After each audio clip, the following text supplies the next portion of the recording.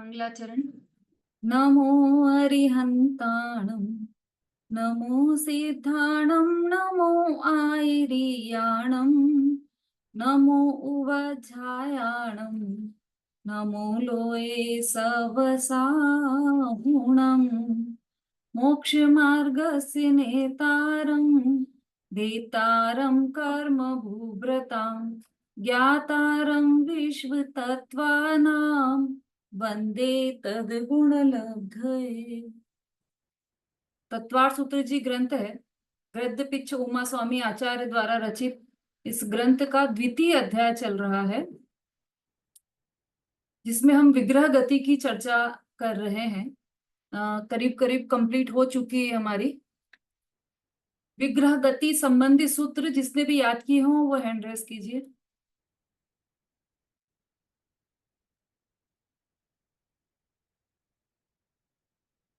सुषमा जी ने तो पहले भी सुनाए हैं, और कोई नए लोग?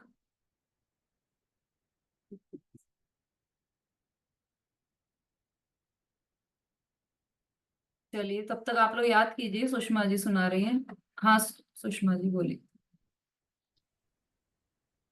दीदी जय जिनेन्द्र, खाली विग्रह गति वाली ना? हाँ, विग्रह गतौ कर्म योग है, अनुश्रेणी गति अविग्रह जीवस्य, विग्रह विग्रहवती च संसारिणे प्राक चतुर्भ्य एक सम्या विग्रह एकम द्वौ त्रीन् वा नाहार्य है। बहुत अच्छा। और किसी को याद है थोड़े बहुत भी?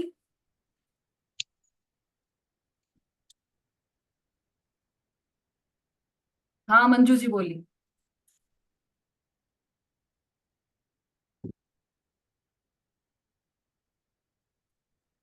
जय जिनेन्द्र दीदी।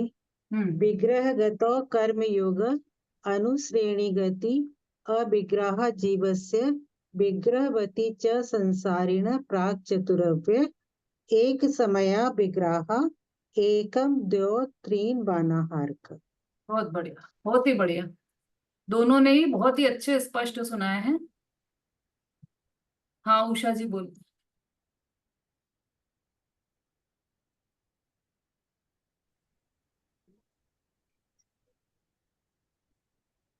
विग्रहगतो कर्मयोग अनुश्रेणी गति अविग्रह जीवस्य विग्रहवती च संसारिण प्राक चतुर्भ्य एक समय विग्रह और एकम द्वौ त्रीन् व नहार। बहुत अच्छा, बहुत बढ़िया। चलिए आप लोग सब भी याद कीजिएगा। विग्रह गति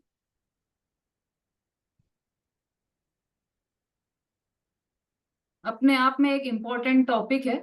उस दिन भी प्रश्न किया था कि हमको क्या लाभ है इस विग्रह गति के प्रकरण से, हम क्यों सुने, हमको तो अपनी आत्मा से मतलब है, विग्रह गति से क्या मतलब है। तो कई बातें उस दिन भी बताई थी कि इसलिए विग्रह गति का जो ये प्रकरण है वह इसलिए हमें सुनना चाहिए। उसके कई कारण उस दिन भी बताए थे। एक कारण यह भी है कि चूंकि इसमें विग्रह गति में हमें ये पता चल गया एकम दो त्रीनवा नहार का मतलब विग्रह गति में एक दो या तीन समय तक जीव अनाहारक रहता है। इसका मतलब चौथे समय में जन्म ले मतलब जन्म स्थान पर अपने पहुंच ही जाता है। तो इसका मतलब यह हुआ कि हम समझते हैं कि जब हमारी मृत्यु होगी, जब ये शरीर छूटेगा, तब कितने प्राण खींचेंगे, कितना कष्ट होगा, और हमें पता नहीं क्या क्या होगा। किसी किसी का तो पूरा जीवन इसी सोच में निकल जाता है कि मृत्यु का समय हमारा हमारा सबका ही, कि मृत्यु के समय हमारा बस वो समय अच्छा निकल जाए, कुछ दर्द ना हो हमें किसी भी प्रकार। ऐसा चिंतन हमें चलता। इसमें हमें ये समझ में आता है कि अधिक से अधिक तीन समय रहेगा बिना जन्म के। चौथे समय में तो अपने स्थान पर पहुंच जाएगा। तो वो दर्द यदि हुआ भी तो कितने समय का रहेगा, बहुत शॉर्ट समय के लिए, और एक समय तो बहुत ही कम छोटी अवधि है। तो हमें यह निर्भय भी करता है, यह सूत्र जो है विग्रह गति वाला, यह हमें निर्भय भी बनाता है। और इसके अलावा और भी कई थे लाभ, वो हमने पिछली कक्षा में सुने ही थे। हाँ सरिता जी बोलिए। जैस्मिन दीदी, आपने होमवर्क दिया था ना कि विग्रह अविग्रह गति में क्या है? हाँ बोलिए, किया है आपने होमवर्क? जी दीदी, लिखे हैं, 5 पॉइंट लिखे हैं। बोलिए बोलिए, बहुत अच्छी बात है, देखो होमवर्क याद भी रखा किया भी है। हाँ बोलिए। विग्रह गति में है, विग्रह यानी शरीर या वक्रता होता है, और अविग्रह यानी वक्रता रहित या मोड़ रहित होता है। दूसरा है विग्रह गति 1 मोड़, 2 मोड़, 3 मोड़ वाली होती है, और अविग्रह गति बिना मोड़ की होती है, सीधी होती है। विग्रह गति में जीव 1, 2, 3 समय तक अनाहरक होता है, और अविग्रह गति में जीव अनाहरक नहीं होता है। विग्रह गति में जीव नए शरीर तक पहुंचने में 2-3 समय, 1-2-3 समय तक लगाता है, और अविग्रह गति मोड़ रहित होने पर जीव को नए शरीर पहुंचने में सिर्फ 1 समय ही लगता है।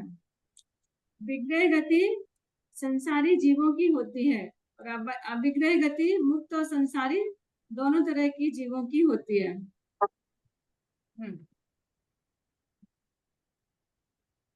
हाँ बहुत बढ़िया, बहुत अच्छे लिखे हैं आपने, जी बहुत अच्छा चिंतन करके लिखे हैं। इसमें किसी को कुछ मिस्टेक लग रही हो तो वो हैंड रेस कर सकते हैं। नहीं दीदी, एक रह गया पॉइंट, अनुपूर्वी वाला। हाँ वो तो है, अभी पॉइंट्स तो और भी रह गए हैं, लेकिन कुछ इसमें जो हम्म, इन्होंने, हाँ मंजू नहीं जी। नहीं,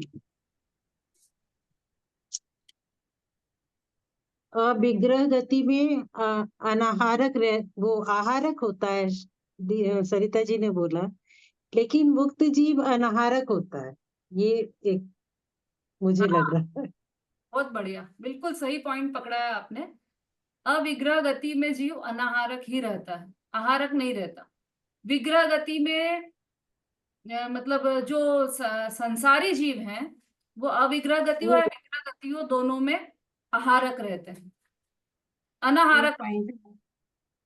अविग्रह गति में संसारी जीव आहारक होता है ना दीदी, एक समय जब लगता है तो वो संसारी जीव आहारक होता है, और हाँ मुक्त जीव अनाहारक होता है, जीव अनाहारक, बिल्कुल और ठीक। इसको बाकी मैंने तीन। दोनों को एक साथ कर दिया। हाँ, मैंने कोई बात नहीं, विग्रह इसको गति में तो इसमें दो पॉइंट बना के लिखना था कि मुक्त जीव अनाहारक होता है, संसारी जीव आहारक होता है, आहारक अनाहारक होता है। होता है, दोनों।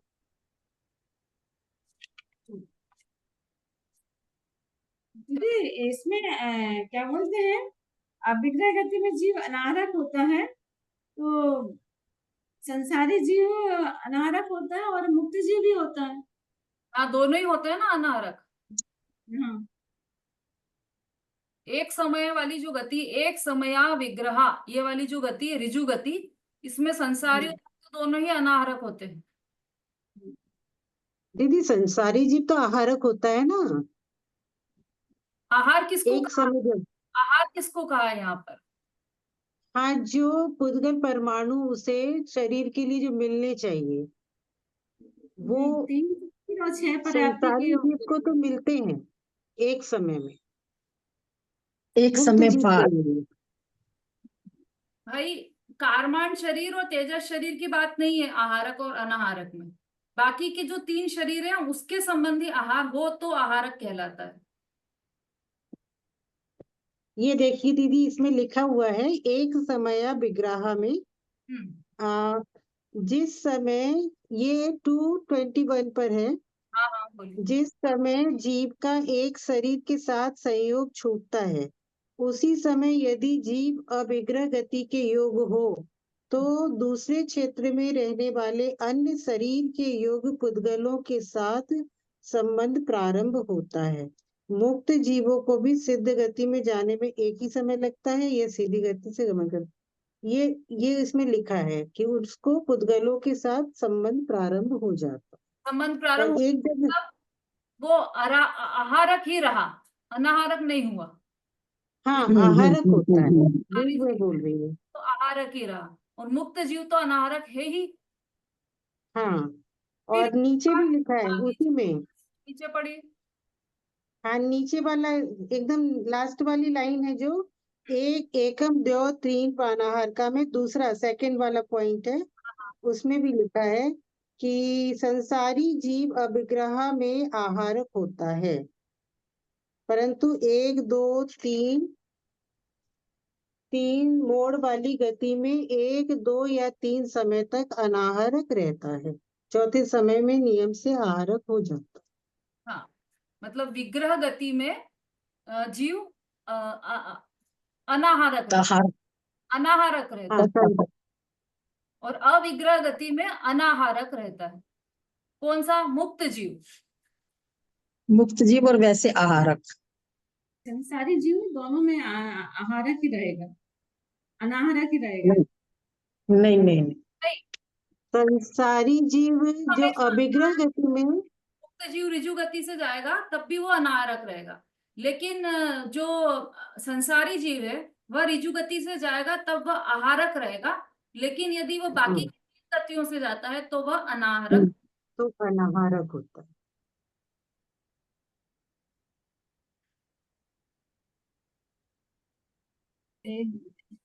ठीक है, हाँ चलिए, बहुत अच्छा, फिर भी आपने बहुत अच्छा, बहुत सारा लिखा है। हाँ बोलिए सुषमा जी, बोलिए अब आगे। हाँ दीदी आ रही है, दीदी आवाज आ रही है?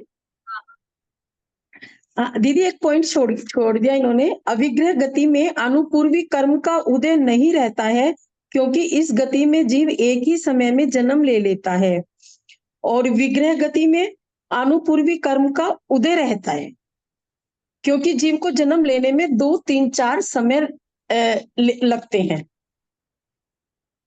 ठीक है, ये दीदी आपने लिखवाया था ये वाला, उसमें ऋजु गति वाले उसमें पॉइंट लिखवाया था ये। हाँ हाँ हाँ, जब अनुपूर्वी वाली बात चल रही थी हमारी तब लिखवाया होगा। हाँ सब लिखवाया था ये।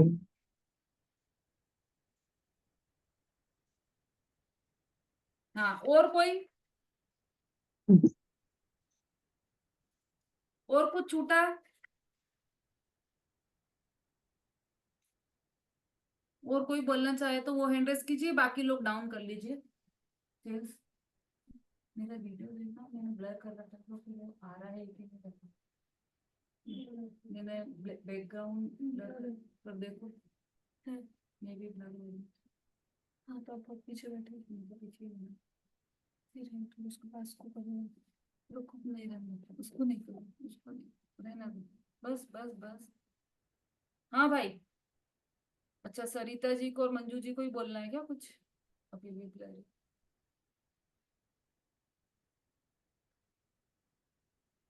दीदी अभी ये लिखा है कि विग्रह गति में जीव अनुपूर्वी रहता है और अविग्रह गति में जीव अनुपूर्वी नहीं रहता है, हाँ तो संसारी जीव की अपेक्षा से भी है।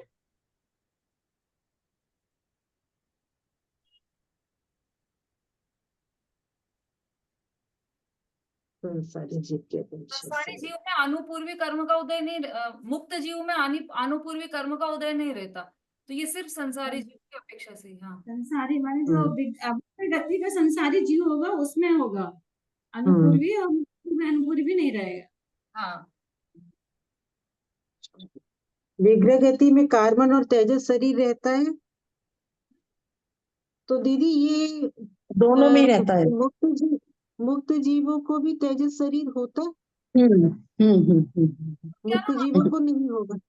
कार्बन और तेजस शरीर सब छूट गए, इसीलिए तो वो मुक्त हो गए।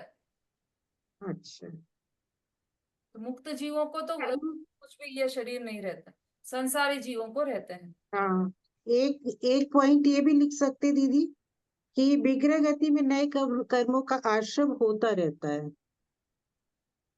और और अब वो फिर संसारी मुक्त की अपेक्षा अलग हो जाएगा। विग्रह गति बोल रही हूँ, विग्रह गति। तो हम तो अंतर पूछ रहे हैं ना, दोनों में। अंतर की बात चल रही हाँ है यहाँ पर तो। हाँ, अनीता जी बोलिए। मैडम मैडम जज ने, मैडम इसमें 5वां ये पॉइंट छूट गया, यहाँ आहार अनाहार और ग्रहण शब्दों का प्रयोग हुआ है, वह मात्र निमित्त और नैमित्त संबंध बताने के लिए है। वास्तव में निश्चित दृष्टि से आत्मा के किसी भी पर द्रव्य का ग्रहण या त्याग नहीं होता, भले ही वह निगोद में हो या सिद्ध में हो। ये क्या है मैडम? ये पूरा डिटेल में चल गया सैटरडे की हमारी हमारी जो थर्सडे वाली कक्षा है ना, उसमें पूरा डिटेल में चल गया था ये पूरे सारे पॉइंट्स। अब फिर से एक बार पढ़ लेते हैं अपन। यहाँ आहार, अनाहार और ग्रहण शब्दों का प्रयोग हुआ है, वह मात्र निमित्त नैमित्तिक संबंध बताने के लिए है। आहार मतलब यहाँ पर आहार जो शब्द का प्रयोग हुआ है वो किसके लिए, कि हम भोजन खाते हैं, उस आहार का नहीं है यहाँ पर काम। विग्रह, विग्रह औदारिक और आहार और शरीर संबंधी कर्म पुद्गल परमाणु का ग्रहण, उस आहार की बात है। अब यहाँ पर ग्रहण शब्द का उपयोग हुआ है, तो ग्रहण से मतलब आत्मा ग्रहण नहीं करता है। ग्रहण मतलब यहाँ पर यह अर्थ निकालना कि आत्मा ग्रहण करता है ना। वो तो केवल निमित्त नैमित्तिक शब्द संबंध है दोनों में, कि जब विग्रह गति में जाएगा तब औदारिक विक्रिया की इन संबंधी नौकर्मों का आहार का ग्रहण नहीं होगा। ग्रहण मतलब उससे जुड़ेंगे नौकर नहीं, आत्मा से जुड़ेंगे नहीं। आकर जुड़ेंगे नहीं। हाँ, तो ये जुड़ते हैं क्या आत्मा से, कि नहीं, आत्मा से तो नहीं जुड़ते, पर वो ऐसा निमित्त नैमित्तिक संबंध बता रहे हैं यहाँ पर कि जिस समय विग्रह गति में रहता है जीव, तब उस समय वो वहां आते भी नहीं है, आत्मा से तो कभी भी नहीं जुड़ते हैं। आत्मा तो अशरीरी है अभी भी, तो फिर वो फिर ये केवल निमित्त नैमित्तिक संबंध बता रहे हैं। वास्तव में आत्मा के किसी भी परद्रव्य का ग्रहण या त्याग नहीं होता, चाहे वो निगोद में हो या सिद्ध में हो। हमको लगता है कि अविग्रह गति तो सिद्ध हो गए तो मुक्त हो गए, सारे तेजस कारमान कोई भी शरीर नहीं है वहां पर, और निगोदिया के तो निगोदिया के तो सभी शरीर है, हमारे हमारे भी शरीर सारे शरीर है। पर यहाँ पर कह रहे हैं कि ये जो हमको शरीर है या सिद्ध भगवान को शरीर नहीं और हमको शरीर है, ऐसा जो कहना है ना, ये तो केवल निमित्त की दृष्टि से ऐसा कह रहे हैं कि हमारे निमित्त में शरीर है, आत्मा तो अभी भी अशरीरी है। जैसा सिद्ध क्षेत्र में राजत तैसा घट में जाना, जैसे सिद्ध भगवान है अभी सिद्ध शिला में, वैसा ही मैं अभी भी हूं यहाँ पर, बिल्कुल शरीर रहित। तेजस की तेजस का अनुमान तो है कि नहीं, वो भी नहीं है, कोई भी शरीर नहीं है सिद्ध भगवान को, और वैसा ही मैं हूं बिना किसी शरीर का अभी भी। लेकिन निमित्त में साथ साथ में चलने वाले, इसलिए ऐसा कह दिया जाता है कि हमारे औदारिक शरीर। मैडम एक क्वेश्चन और मैडम, जैसे कि किसी व्यक्ति को कुछ हुआ और अचानक उसकी मृत्यु हो जाए, जबरदस्ती वेंटिलेटर पे बैठा के उसके प्राण को चलाना और परेशान होना, तो वो तो तभी शांत हो गया था, मगर हल्की सी नवज चलने से या दिल को पंप करने से उसको दिल द्वारा आ जाना, जैसे धड़कन द्वारा आ जाना, उसको जबरदस्ती वेंटिलेटर पे लेट आना, तो ऐसे जीव को अपन लोग क्या कहेंगे? 15 दिन जबरदस्ती करना, वैसे तो वो आराम से वो चला गया, जबरदस्ती उसको आपको कैसे बिल्कुल। चला गया 15 दिन पहले ही? आप केवल ज्ञानी हो क्या? अच्छा, हो सकता है कि वहां नहीं जीव, तो हाँ, हो सकता है वो जीव हो वहां पर। तो उसको होश तो आ नहीं रहा है।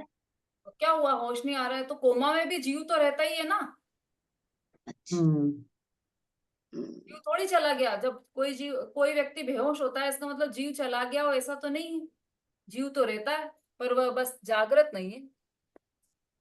वहां तो कुछ भी संभावना है, इसलिए किसी का भी निर्णय हमें नहीं लेना चाहिए। चलिए रेणु जी बोलिए। दीदी मेरे को 6 पर्याप्तियां पूछनी थी, इसमें ही लिखा हुआ है मेरे पास जो बुक है, औदारिक, वैक्रयिक व आहारक शरीर तथा 6 पर्याप्तियों के योग्य पुद्गल परमाणु को ग्रहण को आहार कहते हैं। तो 6 पर्याप्तियां क्या है? हाँ हाँ, ये पर्याप्तियां पूरा एक अलग प्रकरण है। इसमें इंद्रियां, अच्छा 5 इंद्रियां और 1 मन, इस तरह से भी लिया जाता है पर्याप्ति को। तो वो जब जी। पर्याप्त नहीं होता है तब तक अपर्याप्त ही जीव रहता है। मतलब कई गतियां ठीक। ऐसी भी आने वाली है, ये सब बिल्कुल आपके जो प्रश्न आते हैं ना, वो सब अपने आप आचार्य उनका उत्तर देते ही आगे है। अभी हमारे ये जी अगला भी सूत्र आने वाला है, उसमें ये सब जी ठीक है दीदी, नाम जन्म ये सब बताने वाला है। ठीक है दीदी। हाँ बोलिए, किसका प्रश्न है? हाँ नमिता जी। दीदी इसके डिफरेंस में ये भी लिख सकते हैं कि ऋजु गति जो है वो अविग्रह गति है, बाकी तीनों जो गतियां हैं वो विग्रह गति हैं। लिख सकते हैं, हम्म। ठीक है। चलिए अभी कुछ पॉइंट्स। दीदी एक क्वेश्चन मैं पूछ लूं? हाँ बोलिए। ये जो ऋजु गति है ना वो एक समय की गति है, हम्म, ठीक है। और फिर जो हम लोग पढ़ रहे हैं कि 1 2 3 समय तक जीव अनाहारक रहता है, तो वो एक समय उसमें भी समय जुड़ तक जाएगा क्या, कि ये अलग रहेगा 1 2 3? लास्ट लाइन की एक क्या? जैसे ऋजु गति जो है वो एक समय की गति है, और ये जो दिया है ना 1 2 3 बानाहार का, इसमें 1 2 और 3 समय तक जीव अनाहारक रहता है। तो एक समय तो वो उसमें जुड़ेगा कि नहीं जुड़ेगा, कि ये फिर अलग से रहेगा? अलग से रहेगा। देखो ये अलग होगा। स्पष्ट किया है ना, देखो इसको स्पष्ट किया है। उपरोक्त आहार को जीव जब तक ग्रहण नहीं करता तब तक वह अनाहारक कहलाता है। संसारी जीव अविग्रह गति में आहारक होता है, परंतु 1 2 या 3 मोड़ वाली गति में 1 2 या 3 समय तक अनाहारक रहता है। चौथे समय में नियम से आहारक हो जाता है। 2 मोड़ वाली जो गति होती है, कौन सी गति होती है वो? हाँ, पानी मुक्ता गति। पानी मुक्ता गति में कितना समय लगता है? 3। अरे 2 मोड़ वाली गति में तो 3 समय लगेगा ना दीदी? तो 3 मोड़ वाली में कितने लगेगा? 3 मोड़ वाली में 4 लगेगा। सॉरी, पानी मुक्ता गति 1 मोड़ वाली होती है, तो 2 समय लगता है उसमें। हाँ, 1 मोड़ में 2 हाँ, समय लगते हैं। 2 समय लगता है। 2 मोड़ में 2 मोड़ लांगली का गति 2 मोड़ वाली, उसमें 3 समय लगता है। और गौमूत्र का गति है वो 3 मोड़ वाली, उसमें 4 समय लगता है। हम्म, चौथे समय में जीव शरीर धारण कर अब लेता है। देखो इसमें थोड़ा ये करेक्शन रखो कि जो पानी मुक्ता गति है उसमें बीच में केवल एक ही समय लगता है और वो अपने स्थान पर दूसरे समय में पहुंच जाता है। पहुंच जाती है, हाँ। मतलब बीच का समय तो एक ही समय हुआ, ठीक है। अब इसके पीछे आ जाओ, हम्म। ये पहले वाली जो गति है पानी मुक्ता गति विधि का समय एक समय है, तो इसके पहले वाली गति में बीच का समय कितना हुआ? फिर उसमें समय ही नहीं लगेगा, एक समय दिया है तो एक समय में चला ही जाएगा वो। एक समय में अपने स्थान पर पहुंच ही जाएगा, तो बीच का कुछ समय ही नहीं बचा उसमें, हम्म। है ना। तो इसलिए इसलिए यहाँ पर लिखा है कि एकम दो त्रिनवा नहार कर, मतलब एक समय मतलब हो गई कि पाणी मुक्ता, 2 समय मतलब लांगली का, और 3 समय मतलब गौमूत्री का। एकम दो त्रिनवा ठीक नहार, इन तीनों गतियों में जीव अनाहारक होता है। ठीक है दीदी, समझ में आई है। हम्म, चलिए अभी जो अविग्रह गति के हमारे अंतर थे उसमें आप सब लोगों ने बहुत अच्छे बोले हैं। थोड़े से इसमें जो नहीं आए थे वो मैं बता देती हूँ आपको। विग्रह गति जीव और पुद्गल दोनों में होती है।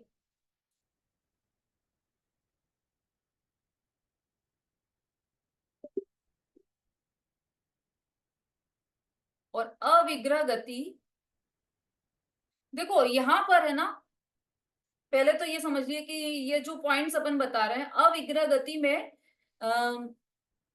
मुक्त जीवों की मुख्यता से कथन आएगा सारा। जब भी अविग्रह गति की बात चलेगी, होती तो संसारी जीव के भी है, लेकिन मुख्यता से या मतलब मुक्त जीवों के तो सबके अविग्रह ही गति होती है, इसलिए जितना भी कथन आएगा यहाँ पर वह सब मुक्त जीवों की अपेक्षा से आएगा।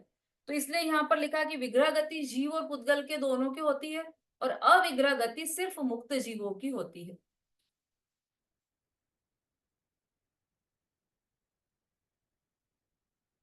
दूसरा पॉइंट है, विग्रह गति शरीर सहित होती है,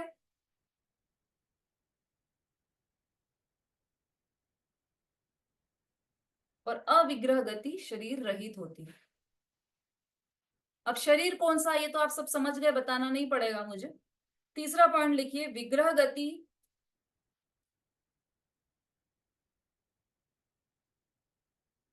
मोड़ रहित और मोड़ सहित दोनों होती है।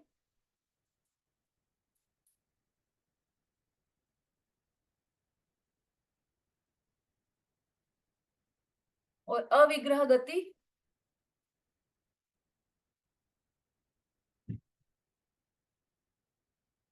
हाँ भाई, ये 5-7 लोग हैं वीडियो पर, मुझे ऐसा लग रहा है कि बस वही पढ़ रहे हैं कक्षा में। बाकी सब क्या कर रहे हैं भाई? वर्षा जी रायपुर, प्रियंका जी, ज्योति जी, आरती जी, ममता जी, शीला जी।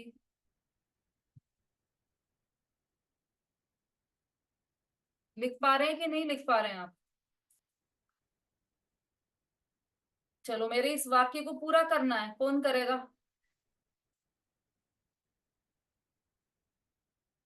रेणु जी। दीदी आपने लिखवाया विग्रह गति मोड़ रहित और मोड़ सहित दोनों होती है, लेकिन अविग्रह गति मोड़ मोड़ रहित होती है, क्योंकि अविग्रह गति सीधी होती है रिजु गति। लेकिन मुझे एक बात समझ में नहीं आई कि विग्रह गति तो मोड़ सहित होती है, तो फिर आपने मोड़ रहित क्यों लिखवाया? विग्रह गति मोड़ रहित और मोड़ सहित दोनों होती है। मोड़ सहित तो हाँ समझ जी, में आ गया ना सबको? हाँ मोड़ सहित तो आ गया, लेकिन मोड़ रहित कैसे हो गई? फिर मोड़ रहित तो वो अविग्रह गति हो गई। सही बात है, प्रश्न सही है आपका। विग्रह गति तो मोड़ सहित ही होती है, तभी तो वो विग्रह गति कहला रही है ना। वक्रता, जी विग्रह का अर्थ है वक्रता। अब यहाँ जी पर मोड़ रहित लिखा है, तो ये यहाँ पर आप आ, ये समझ लो कि इसकी जगह आप विग्रह गति की जगह संसारी जीवों की गति ऐसा लिख सकते हो आप। संसारी हाँ जीवों की गति मोड़ रहित और मोड़ सहित होती है, और अविग्रह गति मोड़ रहित होती है।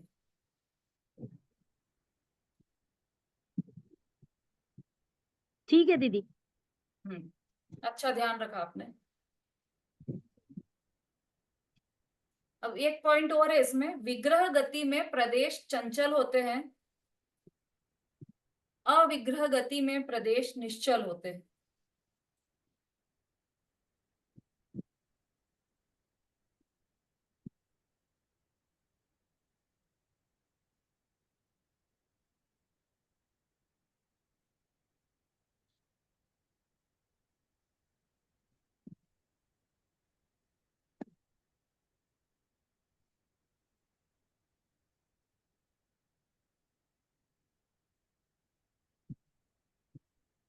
हम्म,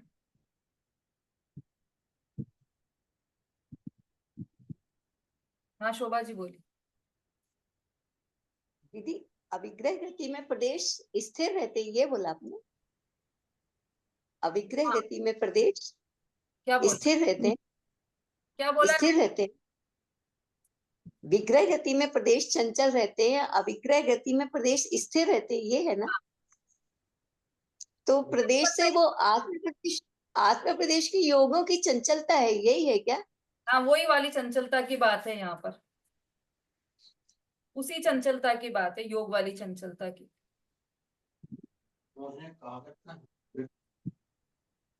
उसमें ड्रॉप में है ना, ड्रॉप तो वहां पर देख सकते। निश्चल होते हैं, निश्चल शब्द लिखिएगा आप उसमें। प्रदेश निश्चल होते हैं, एक में चंचल है और एक में निश्चल है, मतलब चलायमान नहीं।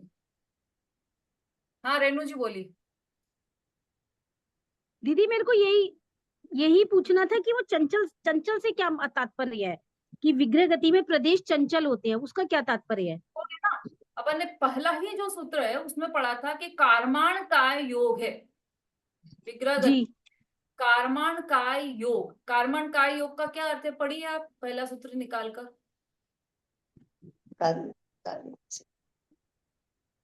प्रदेशों का देश पर दीदी, एक शरीर को छोड़कर दूसरे शरीर को धारण करने के लिए गमन करने का नाम विग्रह गति है। तो विग्रह गति में कर्म पुद्गलों का ग्रहण होता है, किंतु नौ कर्म पुद्गलों का ग्रहण नहीं होता। तो ज्ञानावर्णादि कर्मों के समूह को कारमान शरीर कहते हैं। उस कारमान शरीर के द्वारा जो आत्मा व प्रदेशों में कंपन होता है उसे कर्म योग कहते हैं।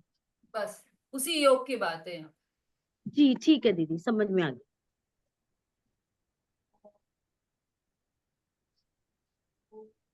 चलिए, सबको आ रहा है समझ में कि नहीं आ रहा है? कठिन पड़ रहा है?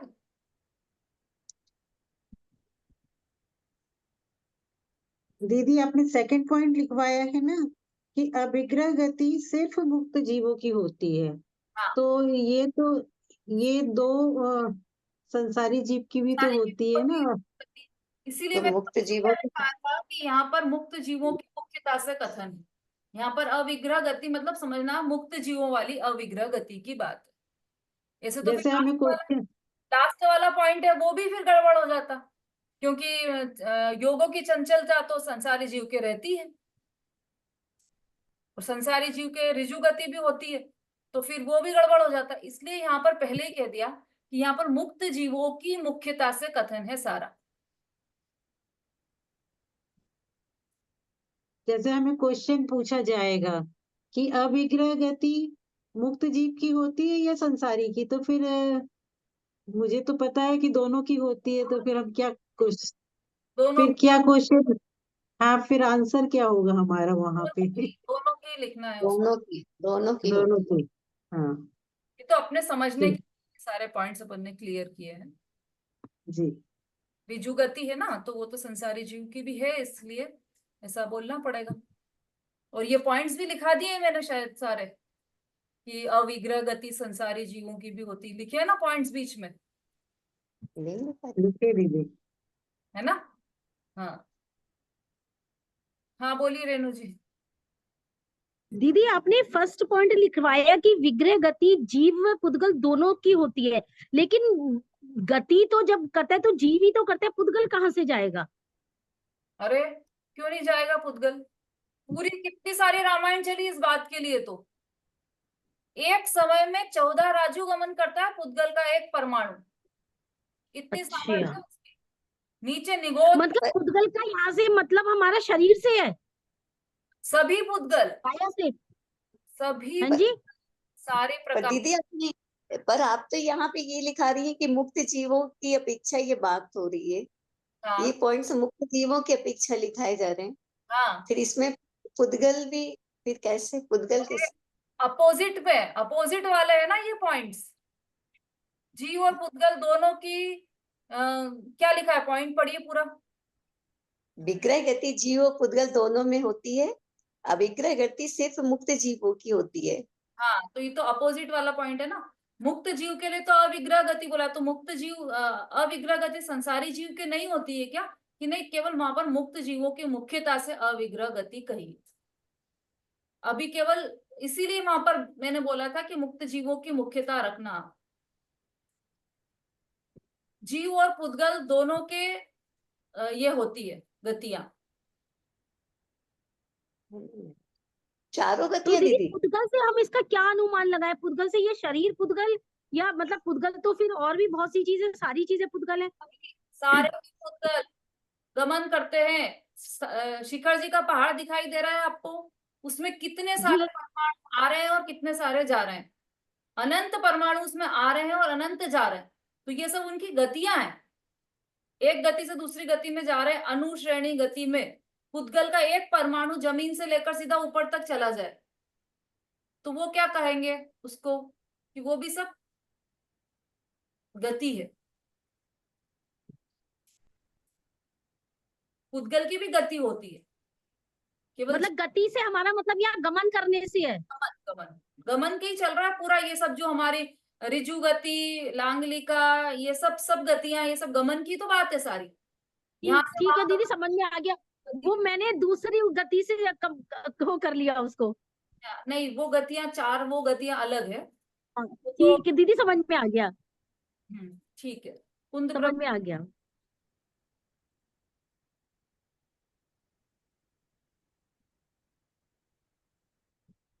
हाँ बोलिए जल्दी। दीदी जय जिनेन्द्र, दीदी जो पहले पॉइंट में आपने ये वाली बात लिखाई है ना, विग्रह गति जीव और पुद्गल दोनों में होती है, तो ये जो जीव और पुद्गल में होती है, ये जीव संसारी जीव की अपेक्षा है ना? हाँ, है ना? संसारी। और इसमें लिखाई है अविग्रह गति सिर्फ मुक्त जीव, तो इसमें मुक्त जीव माने जो अशरीरी, हाँ, जो यहाँ से और जो सिद्ध भगवान है, तो सिद्ध सिद्ध भगवान भगवान कहाँ पे रहते हैं? सिद्ध भगवान कहाँ मिलते हैं हमें? विद्यालय में है वो तो। विद्यालय में। यहाँ पर है कि नहीं, पृथ्वी पर? हाँ है ना। कौन से? जो अशरीरी है वो सिद्ध भगवान है। हाँ, तो वो अशरीरी कहाँ रहते हैं? अपने यहाँ स्वरूप में रहते हैं, अपनी आत्मा में रहते हैं। सिद्ध भगवान जो कर्मों से मुक्त हो गए अवस्था में भी, वो कहाँ पर है? हाँ हाँ, वो दीदी क्षेत्र की अपेक्षा तो सिद्धालय में है और वैसे अपने स्वरूप में है। अपने स्वरूप में तो भाई अवस्था की अपेक्षा पूछ रहे हैं ना, अवस्था